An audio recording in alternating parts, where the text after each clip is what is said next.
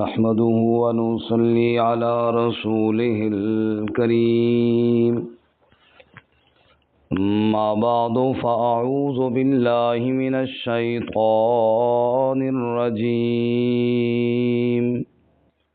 بسم الله الرحمن الرحيم فبما رحمة من الله لنت لهم ولو كنت فظا غليظ القلب لانفضوا من حولك فاعف عنهم واستغفر لهم وشاورهم في الأمر فإذا عزمت فتوكل على الله إن الله يحب المتوكلين إن ينصركم الله فلا غالب لكم وإن يخذلكم فمن ذا الذي ينصركم من بعده وعلى الله فليتوكل المؤمنون سبحان ربك رب العزة عما يصفون سلام على المرسلين والحمد لله رب العالمين اللهم صل على سيدنا ومولانا محمد وعلى آل سيدنا ومولانا محمد وعلى أصحاب سيدنا ومولانا محمد وبارك وسلم ثم صل عليه. معزز سامعین، سورہ آل عمران آیت نمبر 159 اور 160 آپ کے سامنے تلاوت کی ہیں. اللہ رب العزت ان آیات کے مطابق صحیح بیان کی توفیق عطا فرمائے اور ہمیں قرآن و سنت پر عمل کرنے کی توفیق عطا فرمائے. غزوہ احد کا واقعہ آپ نے سنا گزشتہ اسباق میں کہ اللہ تعالیٰ نے صحابہ کرام رضوان اللہ تعالیٰ علیہم اجمعین کی اس غلطی کی وجہ سے جو جان بوجھ کر تو نہیں ہوئی لیکن ہو گئی، بہرحال حالات پلٹ دیے، اس پر معافی کا اعلان کیا. اور آپ صلی اللہ علیہ وسلم نے اس موقع پر جو اپنے صحابہ کرام کے ساتھ حسن سلوک کیا اور درگزر فرمایا، اس پر اللہ تعالیٰ نے آپ صلی اللہ علیہ وسلم کو خراج تحسین بھی پیش فرمایا اور مزید بھی آپ صلی اللہ علیہ وسلم کو نرمی کرنے کا حکم ارشاد فرمایا.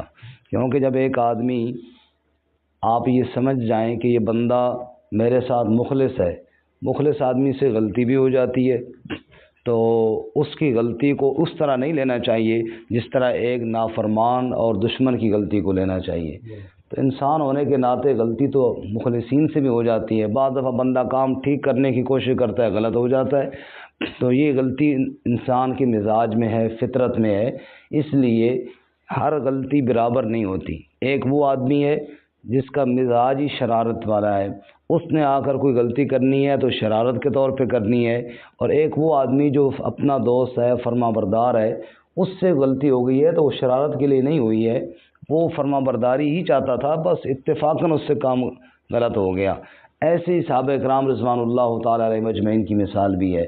آپ صلی اللہ علیہ وسلم کے جاں نثار تھے، آپ صلی اللہ علیہ وسلم پر سب کچھ لٹانے والے تھے، بس غلطی یہ ہوئی کہ انہوں نے سمجھا کہ ابھی یہاں پہ کھڑا ہونے کی ضرورت نہیں ہے، تو بس وہ جگہ چھوڑ دی، تو بس یہ حالات بدل گئے.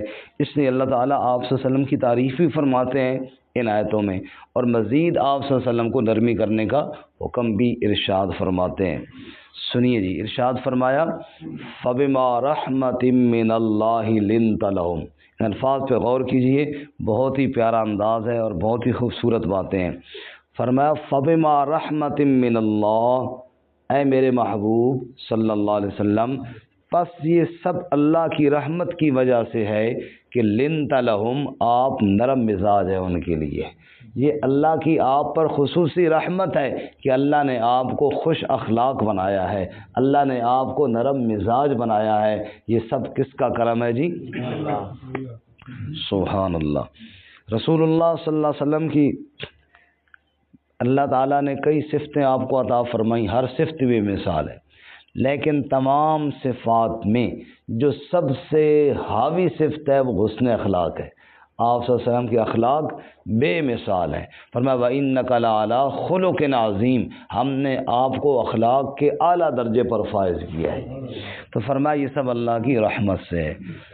فَبِمَا رَحْمَةٍ مِّنَ اللَّهِ لِنتَ لَهُمْ، پس یہ اللہ ہی کی رحمت ہے، اللہ کی رحمت کے سبب، اللہ کی رحمت کی وجہ سے لنت لہم، آپ ان کے لیے نرم مزاج ہو گئے۔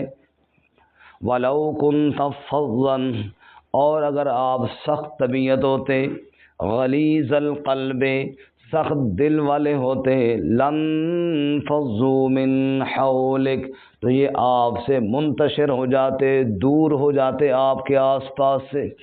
اے میرے محبوب صلی اللہ علیہ وسلم، اگر آپ فض کہتے ہیں زبان کا ترشرو ہونا، بندہ زبان ایسی استعمال کرے اگلے آدمی کا دل ٹوٹ جائے، یہ ہے فضًا۔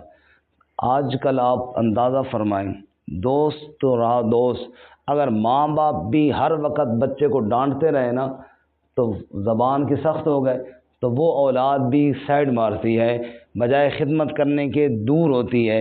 اللہ تعالیٰ اپنے نبی صلی اللہ علیہ وسلم کو یہی بات فرماتے ہیں، وَلَوْ كُنْتَ فَظًّا، اگر آپ کی زبان سخت ہوتی، غلیظ القلب یا مزاج سخت ہوتا، ایک آدمی کا دل سخت ہوتا ہے، اس میں ترس نہیں آتا، دونوں باتیں عیب دار ہیں۔ زبان کا سخت ہونا بھی عیب ہے اور دل کا سخت ہونا اس سے بڑا عیب ہے کہ دل کے اندر ہی بندے کو ترس نہ ہو۔ بعض لوگ دل کے بڑے اچھے ہوتے ہیں لیکن زبان کے سخت ہوتے ہیں، یہ بھی بہت بڑا عیب ہے، اسی وجہ سے لوگ ان سے دور ہو جاتے ہیں۔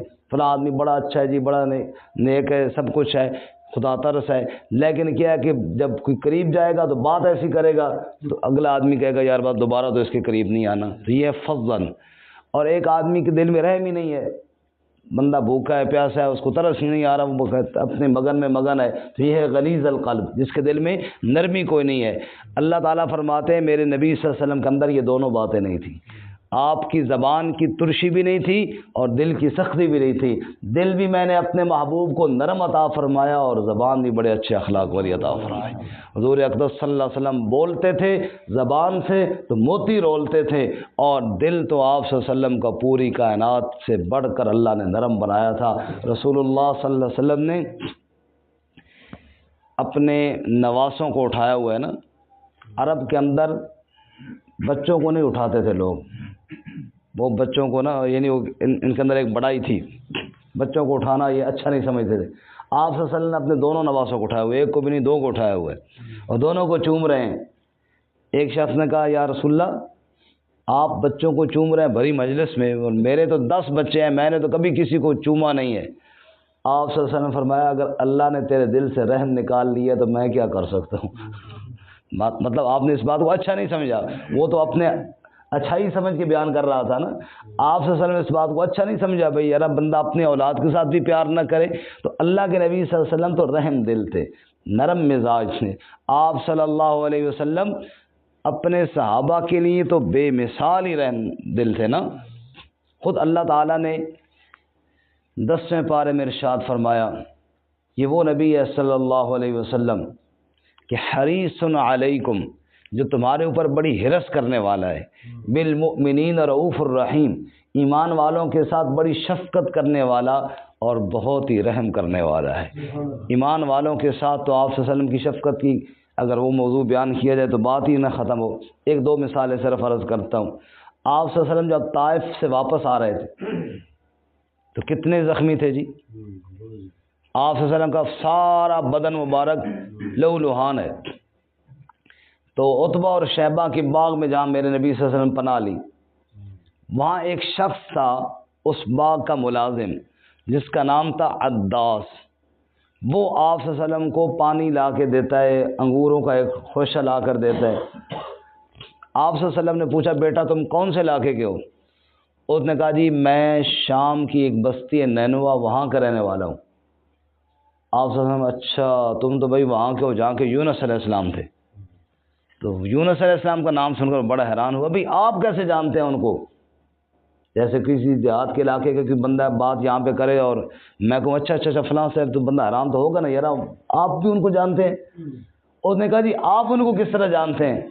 اب دھیان کرنا، آپ صلی اللہ علیہ وسلم بالکل زخموں سے چور چور ہے اس ٹائم. حضور نے فرمایا بیٹا وہ جو یونس علیہ السلام تھے نا وہ میرے بھائی تھے، کیونکہ وہ بھی اللہ کے نبی ہے اور میں بھی اللہ کا نبی ہوں، اور ہم انبیاء آپس میں ایک دوسرے کے بھائی ہوتے ہیں، وہ میرے بھائی ہیں. اس نے کہا جی کوئی اور مانے نہ مانے نبی، میں تو آپ کو مانتا ہوں، مجھے کلمہ پڑھا ہے. وہ اس نے ادھر ہی ایمان قبول کیا اور مسلمان ہو گیا. اچھا وہ حیران ہو گیا نا کہ بھئی واقعتاً یہاں تو اور کوئی جاننے والا نہیں.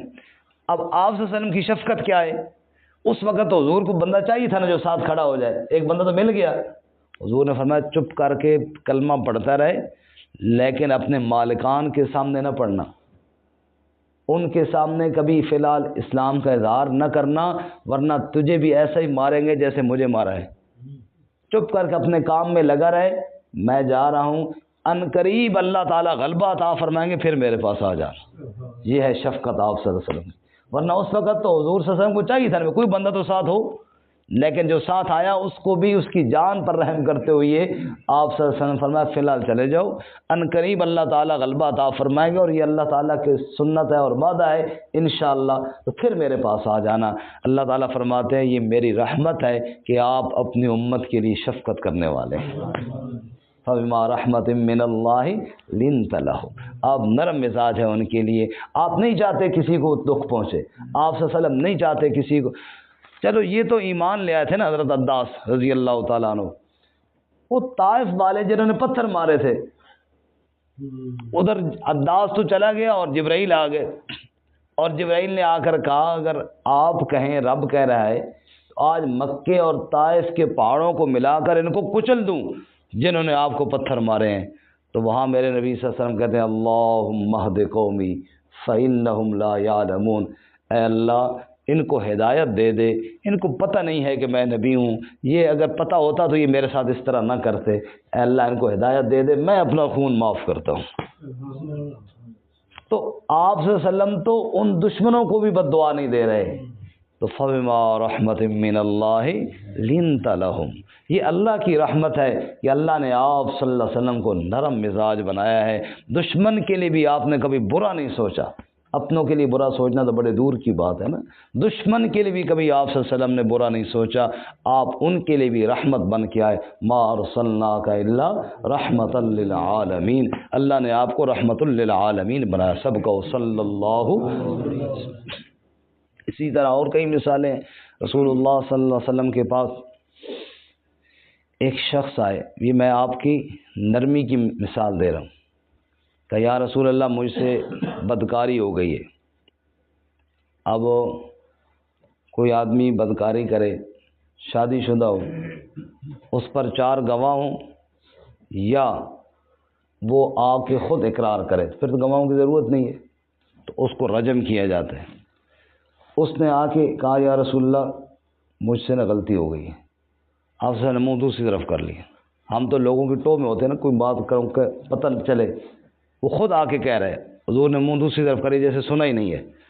وہ ادھر سے آگے پھر کہتا ہے، آپ نے منہ ادھر کر کے پھر ادھر متوجہ ہو گئے جیسے بات کو سنا ہی نہیں ہے.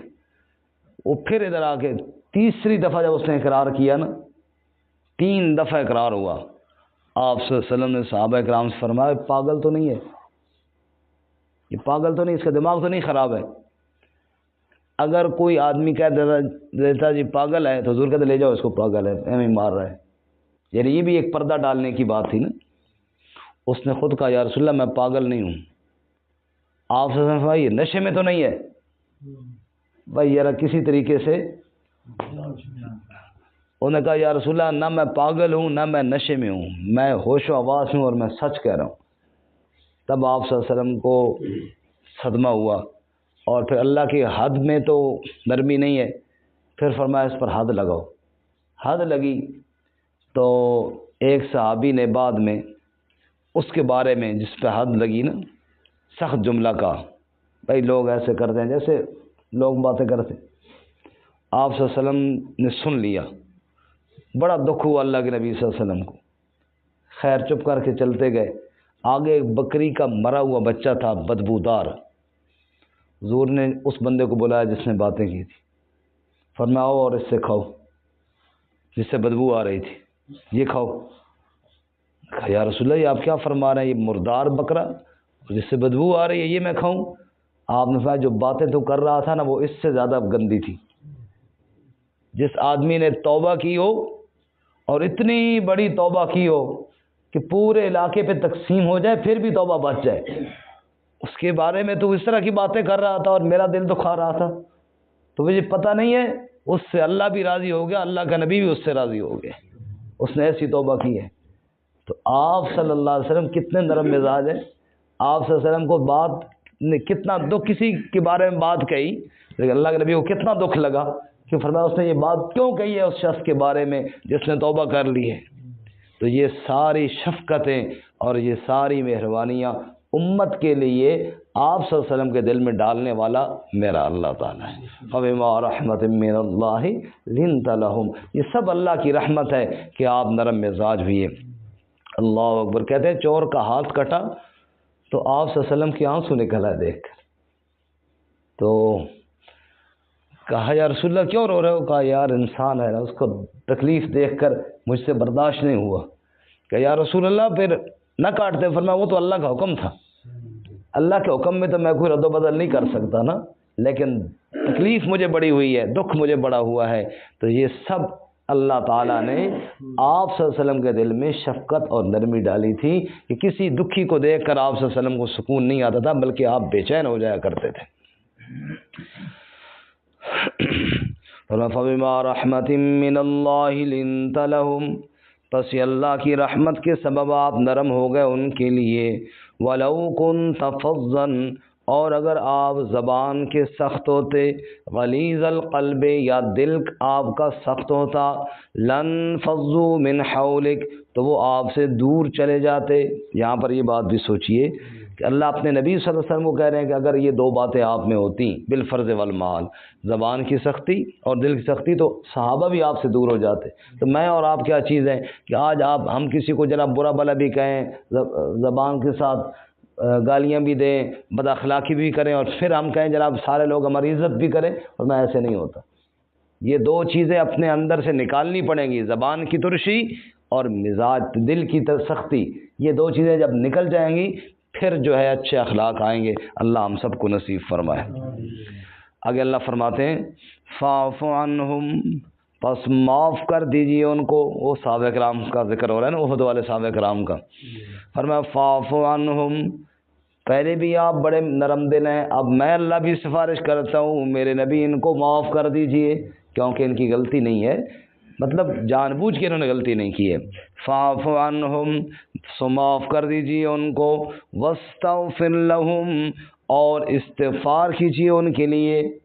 اب اندازہ فرمائیں صحابہ کرام کی غلطیاں جو لوگ اچھالتے ہیں ان کو غور کرنا چاہیے جن کے بارے میں اللہ کے نبی کی استغفار موجود ہو.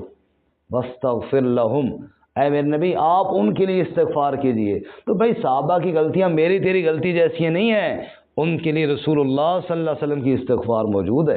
اب بتائیے, اللہ کی سفارش موجود ہے. فاعف عنہم, پس معاف کر دیجئے ان سے. واستغفر لہم, اور استغفار کیجئے ان کے لیے. وشاورہم فی الامر, اور مشورے کیجئے ان سے معاملات میں. کوئی کام ہو تو ان سے مشورہ کیا کریں تاکہ ان کے دل میں یہ نہ آئے کہ نبی پاک خفا ہو گئے, جی اب ہمارے ساتھ تو بات ہی نہیں کرتے. ان سے مشورہ کریں.